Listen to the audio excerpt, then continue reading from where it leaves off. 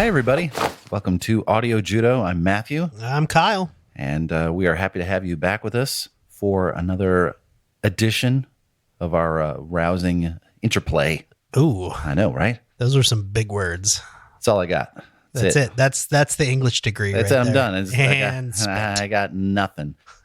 Little old business to cover. Ooh. I have a correction from the Childish Gambino episode. At the very end of it, I mentioned the passing of Neil Innes, and I had said that his band, the Bonzo Dog Doodah Band, was in Hard Day's Night by the Beatles. That was incorrect. Ooh. They were actually in the Magical Mystery Tour movie. So just want to make sure that we get things correct around here. I don't want to, cool. put out bad information. We also received a phone call from a listener. So we're going to play it for you right now. Hey there, Matthew and Kyle. This is Keith from Henderson, Nevada. Longtime listener, first-time caller. I wanted to thank you for making the podcast. I really enjoy listening to it while I'm at work. I've learned a lot. I've discovered new bands and rediscovered some old groups as well. In the spirit of sharing music, I wanted to share a band with you that I've been listening to for a little over 20 years. They're called Alabama 3 from the UK and are largely unknown in the United States other than, for whatever reason, some pretty heavy radio play in Central Ohio around 1997, which is where I heard them for the first time. Later, and most notably their song Woke Up This Morning, would become the theme song for The Sopranos on HBO. They currently have 11 studio albums and have produced some really interesting originals and some great covers. I'd be curious to hear your take on them as a group, on their music as a unique style, or an album breakdown. Thank you again for your work, and I would be excited to hear this as an episode. That's awesome. Thanks, Keith. Yes, thank you so much. Alabama 3 is not a band that I was familiar with. Yeah, never even heard of them. I did a little research, listened to the Sopranos thing. It did not ring any bells. So I'm going to do a little research and see if we can't shoehorn some of that cool Alabama 3 stuff into a future episode. So yeah, I appreciate the suggestion. Yeah, I'll definitely have to check them out. I haven't listened to them at all yet. But I think it's great. Yeah. And for all of our other listeners out there, take note and send us your suggestions. Send us what you want to hear us talk about. We will see what we can do. You too can send us a voicemail if you want. Sort of. Well, it's not really a voicemail. It's just a recording. Record it on your phone and email it to us, info@audiojudo.com. We will play it on here unless it's something horribly vulgar or racist or... Yeah, we probably won't play that. The studio is nearing completion. Yes, it is. We've got a table and a couple other items, and then we'll be fully installed here. So that's good and exciting. Cool. And today we are talking about Hunky Dory by David Bowie. Yes, we are. And I am so glad that you chose this particular Bowie record to talk about, as it's one I haven't listened to for many, many years. It's one of those albums as a whole that so many people, they listen to the hits on it. And then as an album, so many people just think, oh, well, I'll just listen to this one track, or I'll listen to, Changes or Life on Mars or Queen Bitch or whatever. And so many people listen to single tracks from it, and they don't sit down and listen to the album as a whole. And it really is a fantastic album. Mm-hmm. And in fact, the only thing that I don't like about it, I think the last two tracks should be flipped. Interesting. Other than that, I think it's a great album. It's definitely my favorite Bowie album. Mm-hmm. It's definitely, it has 4 of my top 5 David Bowie songs on it. Interesting. And 3 of those are in the first 4 tracks on this album. All right. So, yeah. So I was never like a big, huge Bowie fan. I'm familiar with all of his work, though, through the years. I've listened to pretty much everything that he's done, and I think I connected with him more in the late 80s when he was in a band called Tin Machine, because it's a little more straight-ahead rock and a little less glam and art rock. But I've probably listened to this record like 5 or 10 times over the last 30 years or so, but most of that was right out of high school, because I don't think I've listened to this probably since 1990, 91, and now I've listened to it like 10, 15 times in the last 2 weeks. And I've certainly never listened to it with the kind of intention that we're giving it today. And the thing I was most struck by was how musically diverse the record is. Yeah. And how lyrically brilliant the record is. And I don't know that I ever purposely listened to the lyrics on this record before, which is another great byproduct of the podcast, is that it's kind of forcing me to examine stuff that I have listened to for a long time with a completely different lens. And I think that's great. Yeah. So musically, especially at the very beginning, and it's not surprising considering it was released in 1971, is how much of it sounds like it was influenced by the Beatles. Yes. And I'm pretty sure most things in the wake of Abbey Road and Let It Be around that time were influenced. Almost everything released around that time was probably carrying some pretty heavy Beatles influence. And it's not any surprise that Bowie and Lennon would eventually become very good friends. Yeah. Bowie even referring to him as a mentor on multiple occasions. But it's no doubt that when we do the track by track, this album wears the Beatles sound on its sleeve. Absolutely it does. And that's okay. Yeah. That's okay. Well, I mean, it's one of those things where everybody in this time period was influenced by the Beatles. I mean, that's just, I don't think you can go listen to music from the 60s or even the early 70s and not hear influences of the Beatles because they were so big. I don't think you can get around it. No. In that time frame, you absolutely can't get around it. And there's one caveat here. So one thing I can definitely say as we move forward, and also in the future with the podcast, is if you can, everybody that's listening, listen to this record conventionally on speakers in your car or whatever. But also, and I can't encourage this enough, listen in headphones when you get the chance. Absolutely. There's so much richness in this music that gets muddled in the car stereo or whatever that you just don't hear. And the phasing and stuff that they do with his voice that you want to be able to listen to this in headphones to get the true experience. Yeah, I would even say a good set of headphones. Yeah. Because, you can listen on ear pods or whatever, but the better the set of headphones, the better off this is going to sound to you. I agree. Even the digitally remastered version sounds a lot better on a set of headphones. And I have some opening notes here, but I know that, I know this is a very personal record for you, Kyle. Yeah. So I'm going to let you drive the bus. So if you're ready to interrupt me at any point before we get to the track by track, you go right ahead. I was just going to say, I obviously everybody's heard David Bowie. I think he's one of those artists that you absolutely can't get by in life without having heard at least a song or a snippet of a song because he was so popular and so well known. And I kind of first found David Bowie right at the end of high school, just before I was going into college. I did this really, in retrospect, it was a really stupid thing, but at the time it was a fantastic thing, where I graduated from high school a quarter early. Not a semester early, which would have been useful, and I could have gotten some college classes under my belt. A quarter early, so I had an extra long summer to fuck around. And I didn't even know they did that kind of stuff. I think it's a Utah thing. As most things. You know what? Fuck it, I'll explain it real quick. In Utah, in middle school and high school, because I believe they now want to be called the members of the Church of Jesus Christ of Latter-day Saints, or Mormons, or LDS, or whatever you want to call them. There are a lot of members in Utah. Kids in middle school and high school can actually choose to take a seminary class as part of their high school and middle school curriculum. Okay. However, because of you can't cross church and state. Is this in public school? This is in public schools. Oh, okay. Yes. There's a building across the street from almost every public middle and high school that is a Mormon seminary. Oh, interesting. This is not information that I know. So. Yeah, there you go. Because of that, they structure the high school, the number of credits you need in middle school and high school around the idea that everybody will be getting one less credit because everybody's obviously going to take the seminary class. Of course. I was not Mormon, so I didn't take any of the seminary classes. By the time I got done with high school, I had all these extra built up credits and I was able to graduate early. It was fantastic. All right. It was a great summer. I had a lot of fun. I did all kinds of new stuff. But it was also kind of the summer where I started to realize that I wasn't going through a phase. I wasn't waiting to find a girl. I wasn't going to wake up one morning and be like, wow, boobs are great. I realized I was gay. And I realized that I needed to come to terms with that.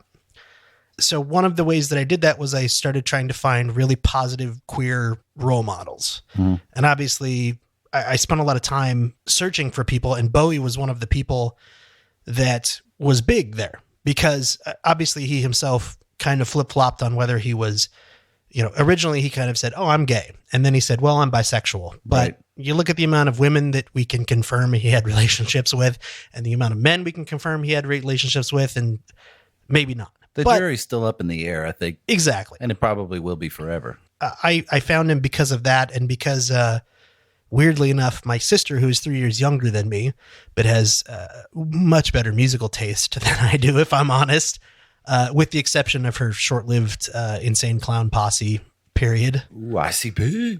Yeah, she was a juggalo for a little while. But that aside, she had great musical taste, and she listened to Bowie a lot, and she kind of helped point me in that direction at that time, because I was like, I wasn't really out to my family at that time, but I feel like she kind of knew what I was looking for and kind of pointed me in that direction. But I did spend a lot of time that summer finding myself, and that's not a masturbation joke. I really did. I changed. I started reading books that were not anything that had been in my wheelhouse before. I started listening to completely new music. If I'm honest, I drank and smoked a lot of pot that summer. It was a good summer, right? What? Producer Randy just gave me the dad look, like, "You did what?" Yeah, I'm but uncomfortable now. but of course, at that time, this would have been 2003. And at that time, the way that everybody got music was you just went and illegally downloaded somebody's entire catalog. Sure.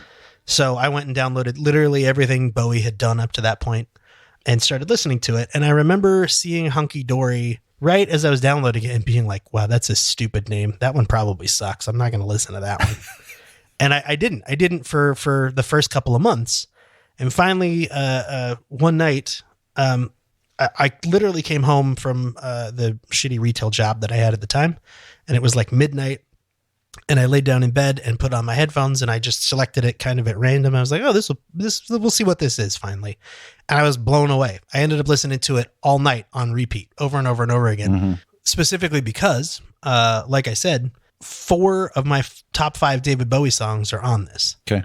It was just like mind blowing to be just like, and it's been with me since then. This album it followed me all the way down to like my lowest point where I was pretty sure that it was going to be the last album I ever listened to. And then it helped me climb back out of that hole, which was a pretty shitty place to be in, but Sure. we'll get to that in a second.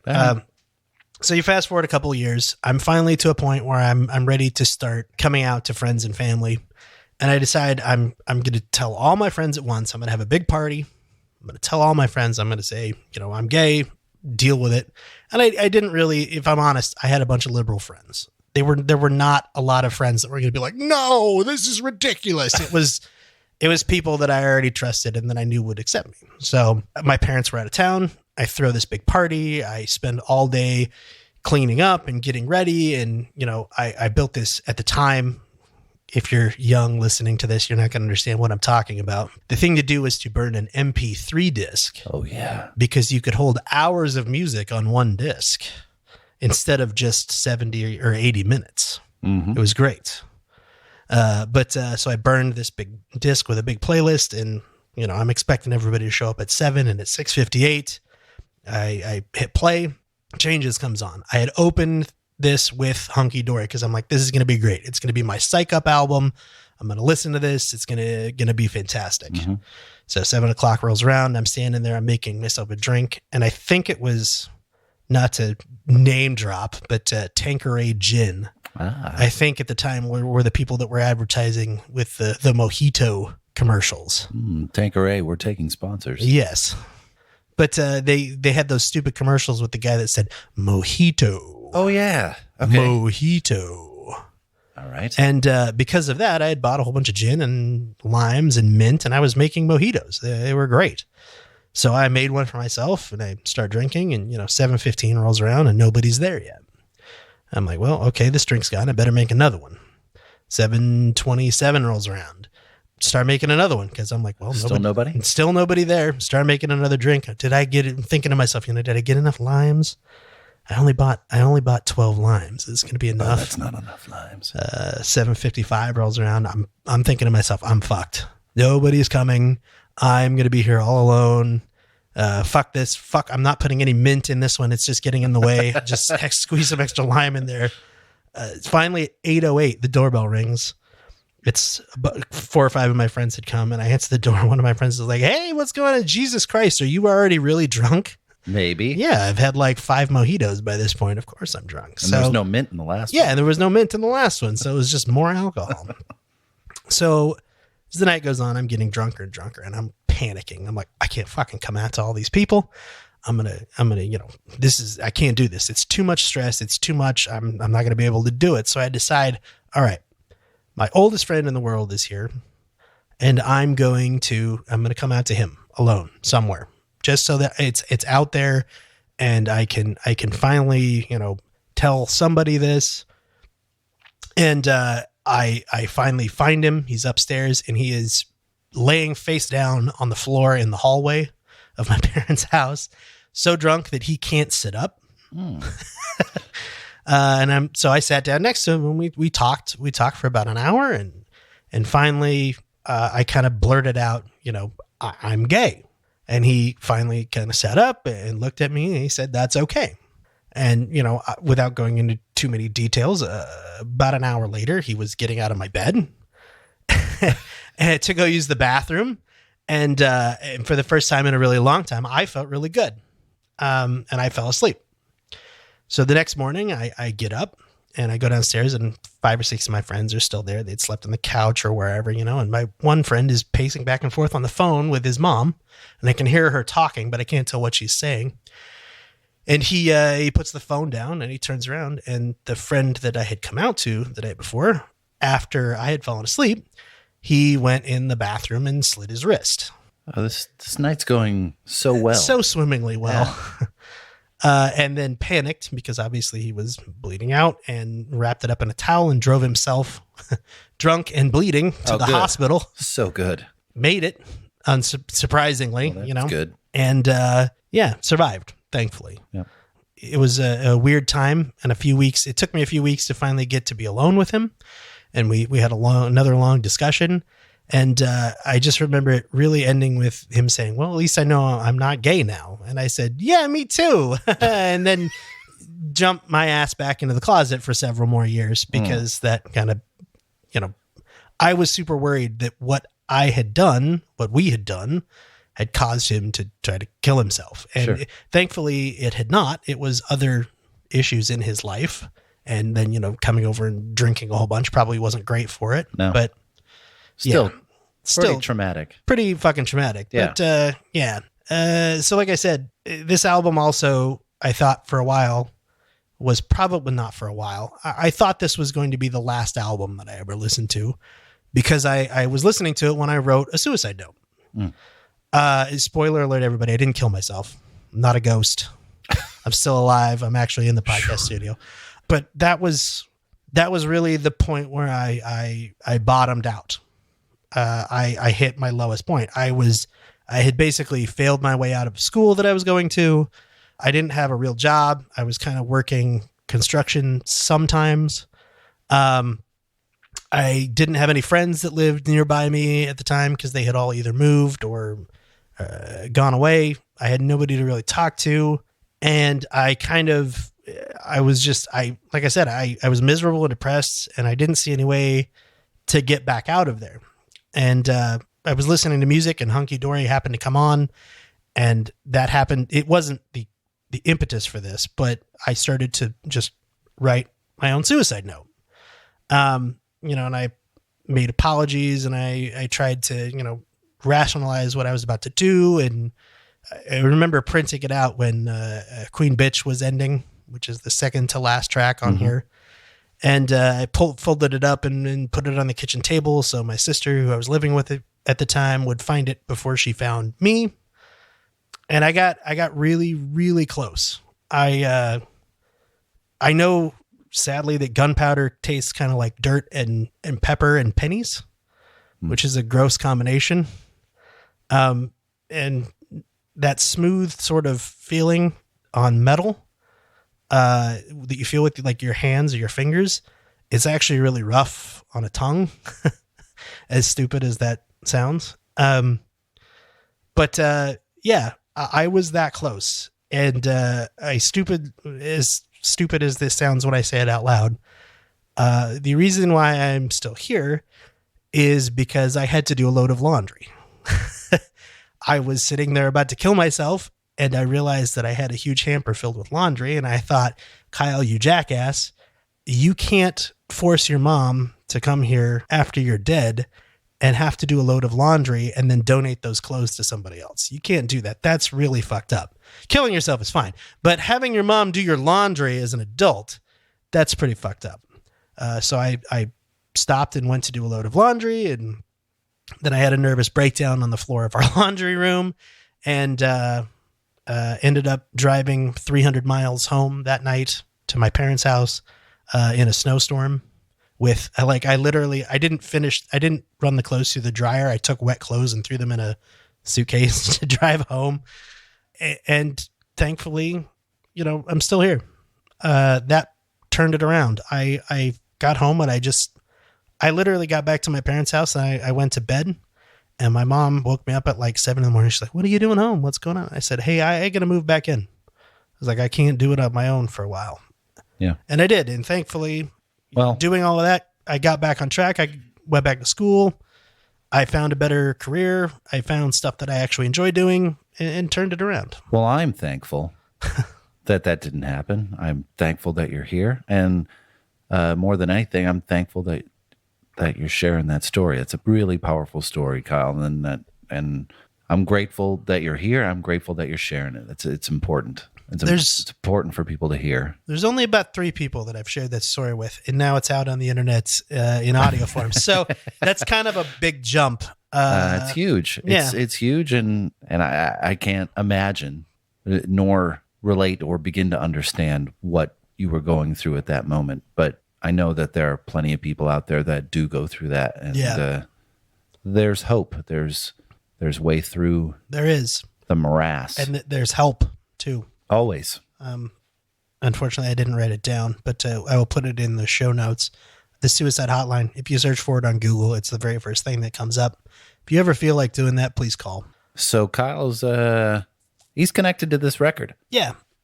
There are some positive connections too that I do. This is much quicker, by the way. But after that, I didn't listen to this album for several years for obvious reasons. The next time I did was actually accidentally while I was getting ready. I was in the shower and it just happened to come on, and I couldn't skip it because I was all wet. But it was while I was getting ready to go to dinner with my boyfriend, and it was the dinner where afterwards I proposed, and he's now my husband. So that's good news. So we've known each other for 10 years. We've been married for 7. We listened to it on our wedding night as well. And then the last time before listening to it for this episode, I listened to it on the night when David Bowie passed away. What is that? January 16th? January 10th, 2016. 2016, Sorry. yeah. But that was really the last time I listened to it. And so did a lot of other people apparently that night. Mm-hmm. Yeah. I hope that wasn't too depressing for everybody. No, it was important. I hope the rest of this is more upbeat. I don't think it was depressing. I think it's important to hear, and I appreciate it. So Hunky Dory, David Bowie's 4th album. Yes. Right? First album with RCA, second album in what music historians refer to as his classic period, quote unquote classic the David Bowie classic period. His first 3 albums kind of shifted between folk rock and hard rock, with The Man Who Sold the World, which was the album before this, falling into the hard rock-ish category. And following that album, he changed producers from the legendary Tony Visconti to the equally legendary Ken Scott, who worked as an engineer for the Beatles and Procol Harum, and would eventually work with Elton John and various other people of the 70s.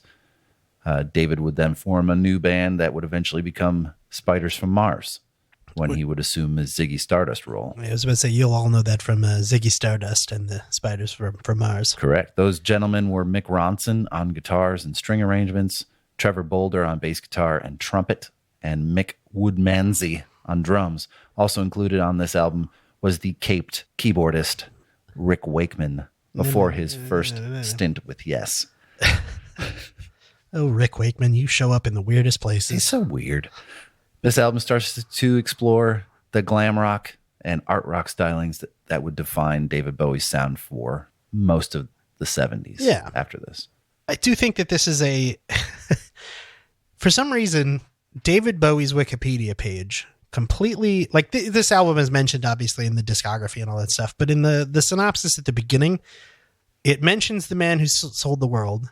And then it says, after a period of experimentation, he reemerged in 1972 during the glam rock era with his flamboyant and androgynous alter ego Ziggy Stardust. It totally skips this record. And to me, this is the most important record in his entire catalog.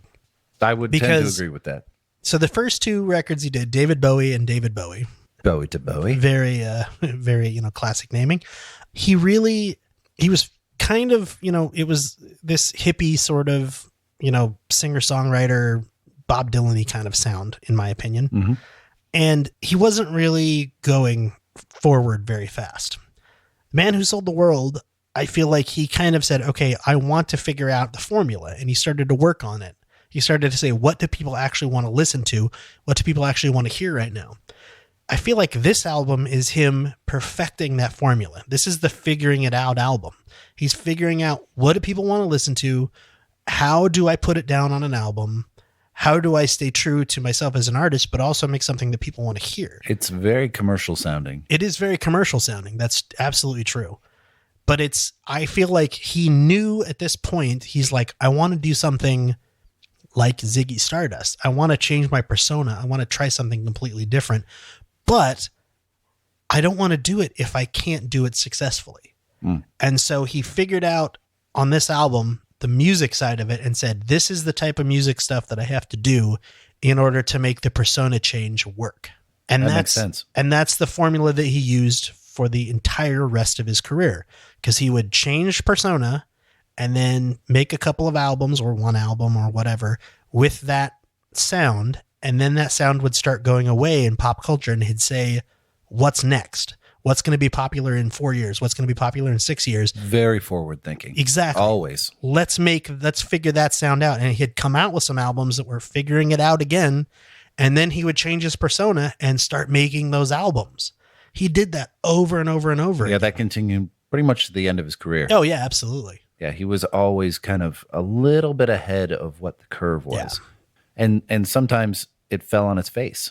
Oh, absolutely. Like he misinterpreted what the next phase was going to be and just missed. And you're like, oh. Especially in the 90s. Yo, big time. Some of those weird, like Heathen and what is it? One dot outside. I'm sorry. It wasn't just outside. It was one dot outside. A bunch of misses in a row. And I was surprised, like listening to this record, how much acoustic guitar was actually on this record. Because I'd probably blocked it out over time, but I assumed from the 80s and 90s, that Bowie was just lots of guitars and synths and stuff, and it wasn't really this folk driven. Yeah. And listening to it again after all these years, it's like, that's weird. I didn't realize there was that much acoustic instrumentation in this record. Yeah. So that was a nice eye opener. So do a little track by track here. Let's do track it. by track. So Changes is first song. It blows up as the first friggin' song. It's literally Bowie saying, hey, I'm going to be changing. This is different than anything I've done before, and what I do after this is going to be completely different. It's the one. It's one of the consummate David Bowie songs that absolutely stood the test of time, and it's one of those songs that was so catchy and singable that when I was in my teens driving the car with my mom, she was singing along too, which was rare. Yeah, and it was like, whoa, what's going on here? This is also a strongly punchable song. And what I mean by that is I dare someone to say that they don't like that song because it would deserve a good punching. You just want to hit them in the face. It is very much, it's not. Like who could ever say, right? I don't like Changes. I fucking hate Changes by David Bowie. Song. What a piece of garbage. And I didn't realize that Bowie was the saxophone player in the song as well. I didn't until we started researching this. It's great to find out. It was ranked number 128 on Rolling Stone's top 500 rock songs of all time. That is one thing that I knew that Bowie was popular, obviously, but in going through this, there are so many of the songs on this album, and so many times this album has showed up on top 100 albums of all time, top 500 albums, top 1,000 albums, like every one of the major songs on this is in some music reviewer celebrities top 50 songs. Yeah. It is unbelievable how popular these songs are. Which is great. Yo, it's great. This was also the last song that he performed live in 2006. Oh, really? I did not know that. Yes. Is such a strong song lyrically. It's, introspection and reflection, but also outward defiance. I was gonna say, I know that he did go through the whole, it was the love it, hate it, tolerate it, love it cycle that so many pop music songs go through. Like the one that I always think of is Rat with Round and Round. Oh God. Where they just, when it was a hit originally, they were just like every night on stage, yeah, round and round. And then they fucking started to hate it. And they got up on stage and they round and round. And then they started to tolerate it because they're like, okay, we need the money. This is what's bringing people to this gig. And they started doing it. And then they worked their way back around to loving that song. I'm getting excited again. Bowie, I should have written down in the quote, and I didn't. But he basically said, people were screaming at the concerts, David, changes, David, changes, because they wanted him to sing this for years. Oh, Even when he was completely beyond this music, they still wanted to hear changes. I think it's lyrically just a fantastic song. It is. And my favorite passage in it goes like this. Till the days seem the same, and these children that you spit on as they try to change their worlds are immune to your consultations. They're quite aware of what they're going through. Changes, turn and face the strain. Changes, don't tell them to grow up out of it. It's the and these children that you spit on as they try to change their worlds are immune to your consultations. They're quite aware of what they're going through. Very little needs to be elaborated on there. I mean, it's just wonderful. Yeah. It's just great lyric stuff. So next song, Oh You Pretty Things.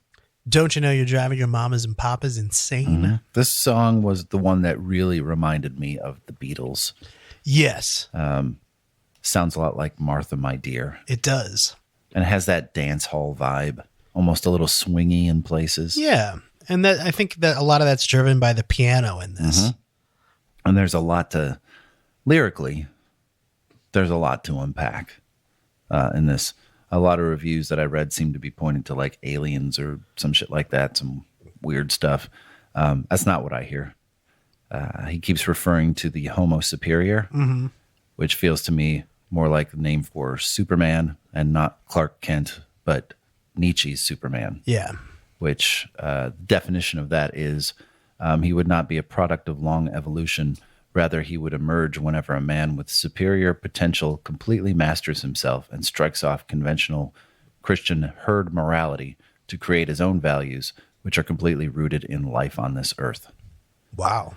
So he was talking in this song, I feel, about the coming age of the Supermen. And he caught a lot of shit for this because these theories were effectively utilized by the Nazis for years. Yeah. There's also some occult references in there too. Obtusely, he refers to golden rays and golden faces, references to the Hermetic Order of the Golden Dawn, which will come up later in this record. Yeah, that's on, yeah. But I think it's a great song. It's just a really good song. It is, and it's been covered a lot. Really? There's a great cover by Harvey Danger from the album Little Round Mirrors that it's a great cover. For some reason, it always gets stuck in my head whenever I hear that version of it. Really? It's a very good cover. I like Harvey Danger a lot. Yeah. Paranoia, paranoia, everybody's coming to get me. What's next? 8-line poem. Yep. That's exactly what it is. Right? And that's exactly what it is. It's an 8-line poem. However, every time this comes on, I think, wait, is this a country album? What? It is so heavily influenced. The guitar, the twangy guitar, it is so heavily influenced by blues and country from the U.S. at the time. It's unbelievable that it's on this album, but it fits. Yeah, it's very simple. Lyrics can be poetry or it could be like a deeper meaning. My favorite piece of research for this song was Bowie was having a conversation with William S. Burroughs, author of Naked Lunch, As you do. LSD aficionado, who said to Bowie, "Well, I read this 8-line poem of yours, and it's very reminiscent of T.S. Eliot." And Bowie turned to him and said, "Never heard of him." Perfect Bowie right there. Yeah. That's great. Like, what? I don't care. That's just good. I just always think about the line, "Will all the cacti find a home?" Because it's like, just on the surface, you're like, oh no, they're literally selling cactuses. It's fine. But then you're like, does it have a deeper meaning? Do I need to dig deep into this? People try to dig down deep in this song, and they're like, well, earlier he was looking out into the world, and now he's looking back into his apartment and seeing all the plants and stuff. I'm like, but no, stop. Just don't do that. It's fine. It's fine. Just leave it. Just leave it as it is. Life on Mars. Oh, probably one of the best known Bowie songs of all time. Yep. Other one that everybody knows off this record. And I did not know the story behind this until we started doing the research for this. Go ahead. You can tell that story. So in 1968, Claude Francois and Jacques Rival, I hope I'm pronouncing those right, wrote a song called, in France, wrote a song called Comme des Habitudes. I hope I'm pronouncing that right as well. God, all these names are really long. They Right. all finish with, I hope I'm pronouncing that correctly. So there was a trend at the time for a bunch of what they called francophone songs, which were French pop songs, Francophone, to be translated into English and sung by English artists. So the songs of an artist named Jacques Brel were famously translated into English and sung by Dusty Springfield and Scott Walker. And so they felt that this song, Comme des Habitudes, I hope, were ripe to be interpreted by somebody in English. And so David Bowie said, yeah, I'd really like to do that. So he actually wrote English lyrics for it. And his version of the song is called Even a Fool Learns to Love. And he didn't really have the raw recordings of the song. So he literally played the record and then sang over it to make a demo for this. And it's out there. You can find it. It just resurfaced shortly before he passed away, I think. But it's not great. However, it was actually rejected. A guy named Paul Anka had bought the rights to the song. Paul Anka, yeah. And decided that Bowie couldn't use it. He gave it to Frank Sinatra, who released it as a song that you may have heard of, called My Way. What? A weird little song. I think I've heard that song before. Yeah, I don't think anybody has. Bowie was pissed. And he thought, he was like, that should have been my song. I could have done a way better job. So his response was to write Life on Mars. And so it's kind of, a lot of the lyrics to this one are intentionally ridiculous. On the cover notes to Hunky Dory, the sleeve notes to Hunky Dory, this one says inspired by Frankie. Ah. If you take the lyrics on their surface, it is a straightforward narrative of this girl who's fed up with life, and she goes to see the movies to get away from it all. And the lyrics are all, strangers fighting in the dance hall. Oh man, look at those cavemen go. It's such a freak. It's the freakiest show. It's a head scratcher for exactly. me, lyrically. It's all things that you would see in a movie theater, basically. If you know that connection. If you don't, like I didn't, lyrically, this doesn't make any sense to me at all. Yeah. Okay. And it's like, what is he talking about? Finish the story. Oh, that's kind of the end. Oh. That's why David Bowie wrote it. But he wrote it very quickly. It took him like a morning to write. So Bowie said in 1990, he said that you fall in love, you write a love song. This is a love song. That's all he said about it. Some said it was in the wake of his breakup with Hermione Farthingale, which sounds like a completely and totally made up name. Oh, it does, yes. But whatever. It's a fantastic song. Pitchfork magazine calls it the best song of the 1970s. Good, yes. I don't know if it's that good, though. That's a That's a tall order to call anything the best song of the 1970s. There's also a wonderful cover of this by Trent Reznor on the Watchmen TV show soundtrack. Oh, really? Yes. Oh, I will have to check that out. That's That very sounds good. cool. Very, very good. I know that it was also there's a cover of it from American Horror Story from a few seasons ago. I can't remember which season that was. Freak Show, maybe? Yes, it was. Probably, it was yeah. Freak Show, but that was pretty good. So that's Life on Mars. Yeah, actually, there's one other thing I go got to ahead. talk about here. That's what I was trying to find in here. Weirdly, this song kind of does that nice fade out of the strings, that and it fades almost completely out, and then all of a sudden you hear the piano pick back up, and it's this kind of unusual piano playing, and then you hear a phone ringing, and the piano stops. And I always wondered, I was like, oh, obviously that had to be something intentional. They had to, there's some meaning behind that or whatever. But it was from a previous take. That piano and the phone ringing was from a previous take. They had been playing the piano part. It had been great. They recorded it. And then the phone rang, and I forget who it was. Mick Ronson, who happened to be in the studio, was just cursing and swearing like mad because we had to stop because the phone was ringing. And apparently, so they stopped. They wound the tape back. They erased it, but they screwed up when they were erasing it. And so they played the whole song over again onto the tape, and it does that nice strings fade out. And then all of a sudden, you hear the piano again. And they hadn't intended that originally. It was an accident. And then you hear the phone ringing, and it just ends. And it's this weird mistake that happened because they didn't erase the tape correctly that today would never happen. Because if you were really like, oh, that's a crappy take, you'd throw it in another folder or delete it. Right. Man. But because they had to use tape, that exists. And it's now this hugely, like I said, I used to listen to this and be like, there's got to be significance there. It's got to be, who's calling on the phone? Is it Andy Warhol? Who is it? Who's calling? Somebody didn't stripe the tape all the way through before we recorded. Yeah, that's exactly what it was. That's a good story. I like that. Yeah, I liked that too. Kooks. Song is very obviously about the birth of his first child, Zoe Bowie, also known as Duncan, has a swingy, almost country-ish vibe to it. Yeah. When I listened a little bit closer, it sounds a little like Neil Young. Yes, it does. And this album, and that was a thing that reminded me, this album wears all of its influences so much out in the open. Yeah. So far, the Beatles and Neil Young, and there's some other influences coming later on. But it's like a nice little love letter to his kid. Paints a picture of how his parents were when they became new parents. Mm-hmm. And I think all of us parents try to do that same thing in some way when the kids are first born, is try to freeze it for a moment to always remember it.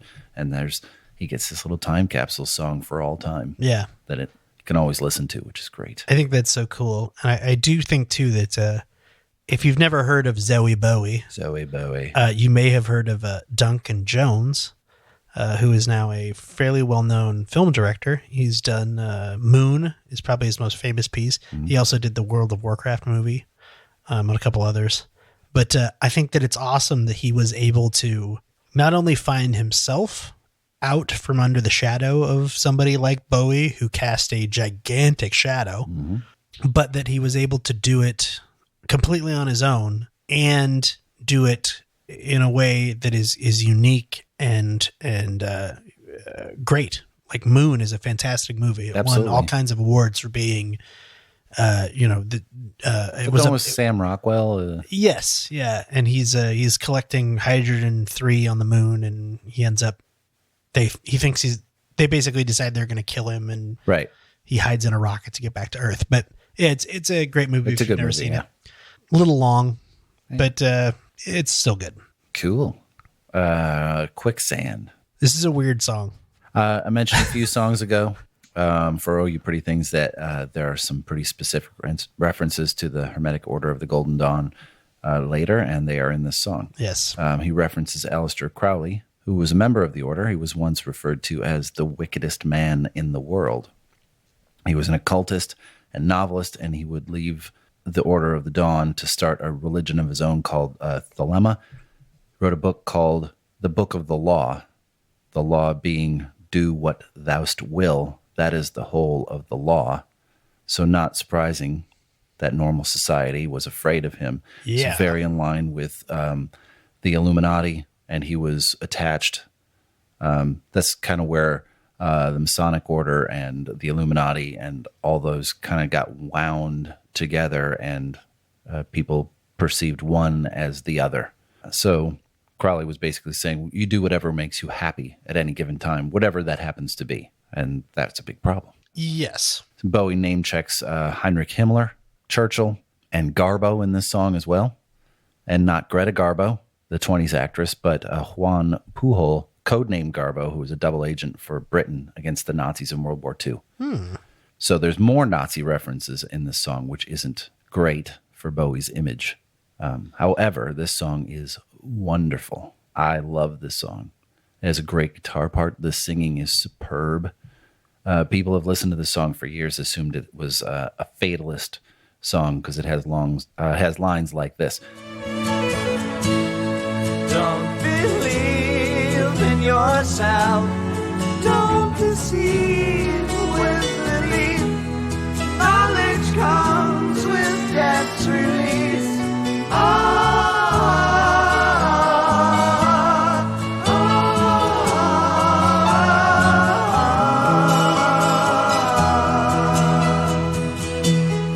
Lines like, don't believe in yourself, don't deceive with belief, knowledge comes with death's release. This is very much in line with Buddhist Eastern philosophies and the aforementioned Superman concept from Nietzsche, the death of self.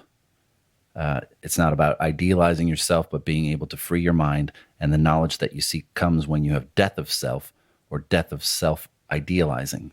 And it's a lot to pack into a rock song. Yes, it is. But it's all in there if you take the time to dig through these lyrics, which is what is just so fantastic, because as an 18-year-old, I had no concept of any of this stuff.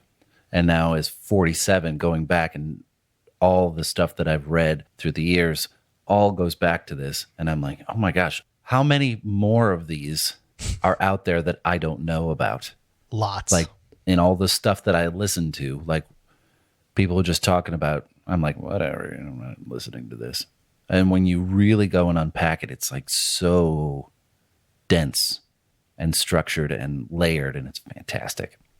And I love this song. Not surprisingly, with all the Aleister Crowley stuff in there, Marilyn Manson has said this is one of his 2 favorite Bowie songs. Oh, what a surprise. The other being Ashes to Ashes.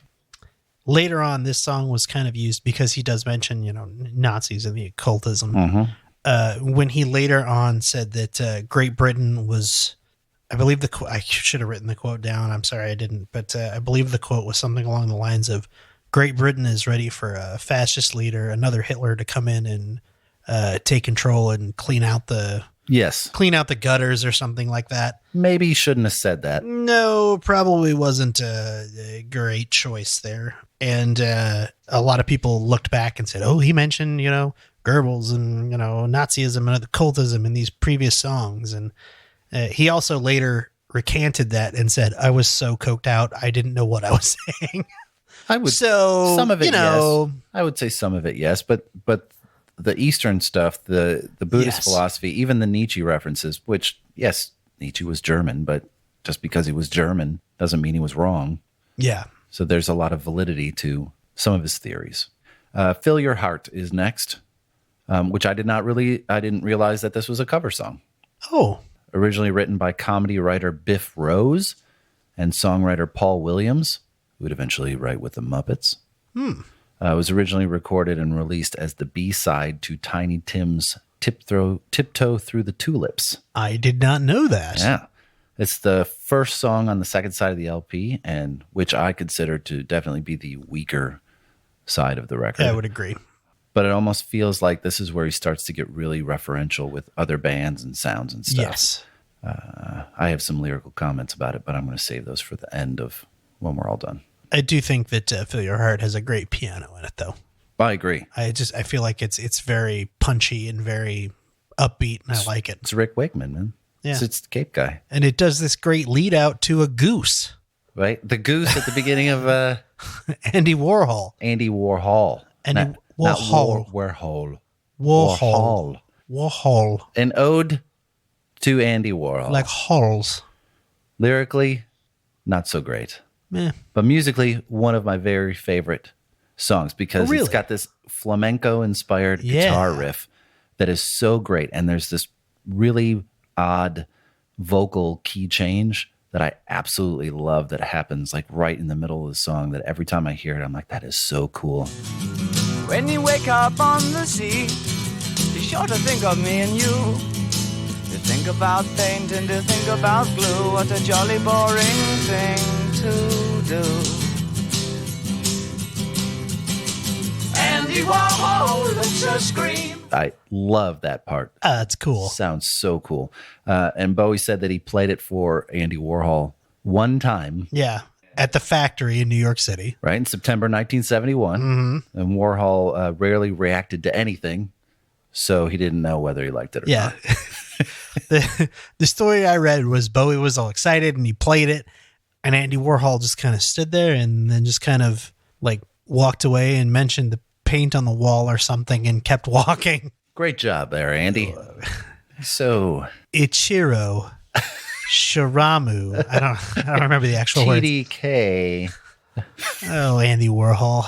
I'll post there's a horrible TDK, not horrible. It's a fantastic TDK. You have to post it. Yeah, a commercial that Andy Warhol did for the TDK tape company in Japanese. And it's the funniest. Like I was telling Matthew earlier, for some reason it comes into my life about every 5 years.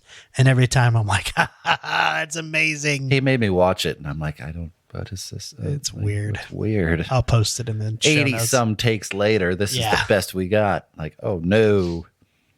Song for Bob Dylan. I feel like he's probably writing this for Bob Dylan. See, I'm not sure if this is supposed to be an homage to Dylan or if he's ripping on him. Yeah. I can't tell. I can tell you that it's not my favorite song on the record. No. And the one I would most likely skip over if I were going to do that.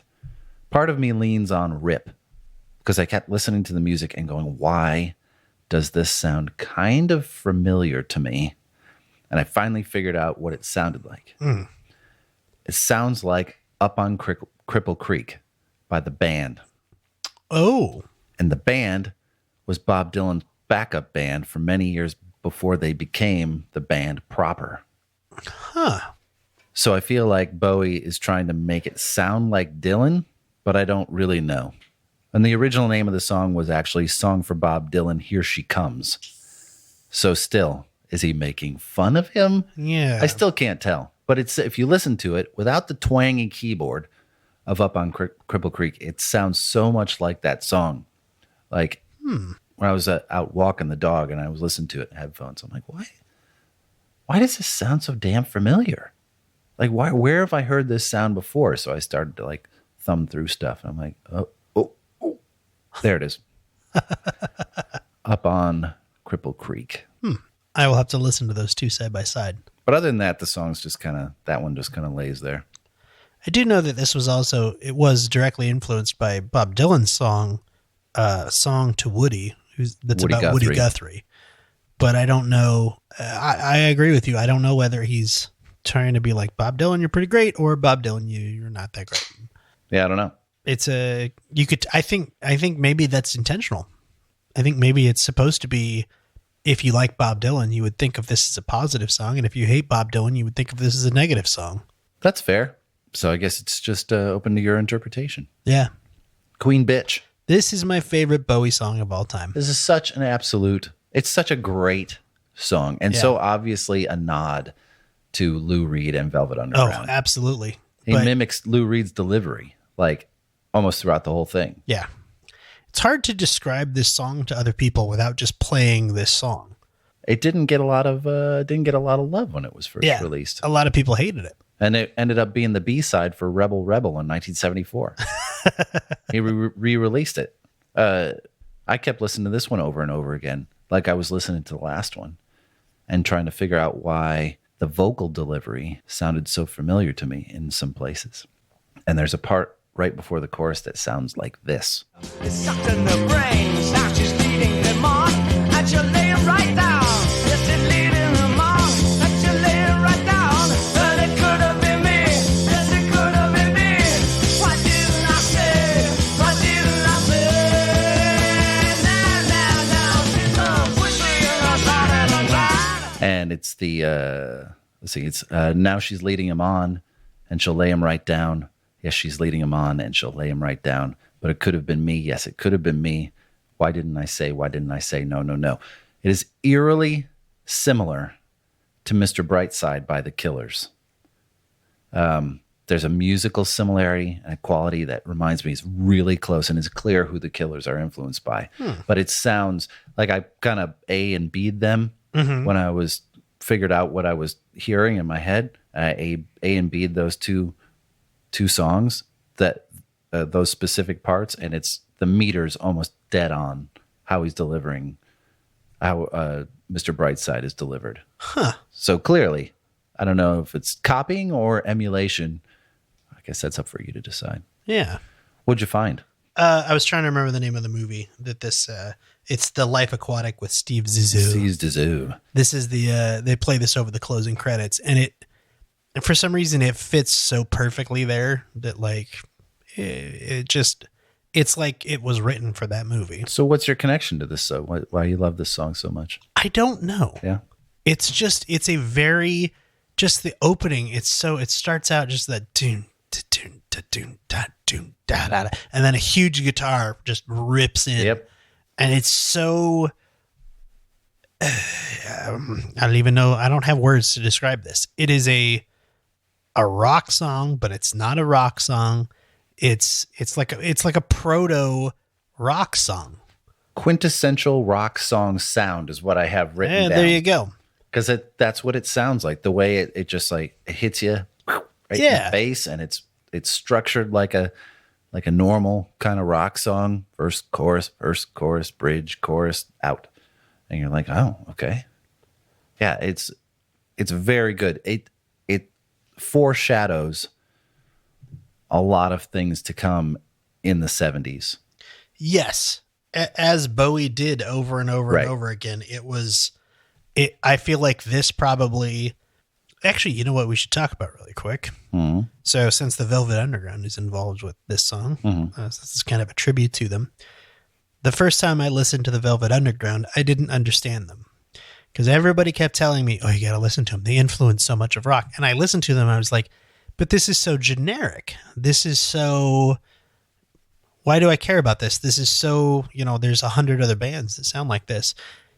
But it's because I had to understand the time that it was happening in. They were first. Mm-hmm. They invented that sound and then pushed it forward. And I think that's the same thing that's happening here. This is a sound that we listen to it now and we're like, oh, it's quintessential rock. It's that, rock sound that we heard all through the 70s. Nobody had done it yet. And it was the Velvet Underground, and it was this song that was a tribute to the Velvet Underground. It was a few other bands that were grabbing that sound from each other, and then they pushed it forward, and it opened up into what would become the 70s rock era. And I think that it's a weird thing that happens over and over and over again in music, where when you have the hindsight of being, God, what's the right way to say this? When you have the history there, when you can go back and listen to all the music of an era, or when you can go back and say, I want to cherry pick just the best stuff from this era, it's very difficult to say, let me rephrase that. It's very easy to say that all of this sounds the same. It's all, plain, and it's the sound of that time. But when you actually dig deeper and you look at it and you say, okay, yes, these people were first. They actually came up with this sound, and then everybody took that and copied it and ran with it and expanded on it and did what artists do, where they take something that somebody else has done and remake it and then blow it out. It's got to start somewhere. Exactly. And I think that happens so much in music, and just the Velvet Underground was the first time I realized that it was something that happens over and over and over again, and that it's something that, That's what music is. That's really what it is it's taking something that other people are doing and then expanding on it. And not to go on too wild of a tangent here, but to me, that experience was more related to the Beatles, because as a child or even an adolescent, I'm like listening to the Beatles going, this is so simple. Like, who cares? What's so big deal about that being such a great song? It's simple until you get old enough to realize that they were the ones doing it first, and they would be, the base that everyone else built upon for pop and rock music for the next 50, 60 years. Is that, well, why do I hear so much Beatles in this? Because you had to, because there was no other place to go to get reference from. So they went to the Beatles. Yeah. So they expanded upon that. And that's, to me, I didn't understand that till later. Because as a kid, I'm like, it doesn't do anything for me. It's super simple. I'm listening to way more complicated stuff over here. But I get that. And the Velvet Underground, as a 14, 15-year-old, you don't understand it. You don't get it. Exactly. And you get it later. You're able to appreciate that later. Because you understand the whole picture. Or at least more of the picture. More of the picture, right? The Bowie brothers. Bowie brothers. For some reason, for years, Bowie. I called this the Bellway brothers. And I don't know why. That. I just completely, it's not spelled like that at all. No. But for some reason, my mind flipped the L and the W.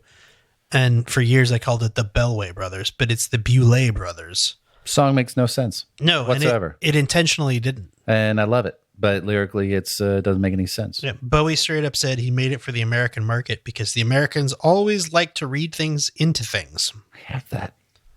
That same word quote for word. But basically he was like, "Fuck it, let's throw a song on there that's going to confuse the Americans," and then he just threw a bunch of weird lyrics in it. That was 1971. Yeah. In 2008, he said there are layers of ghosts in it.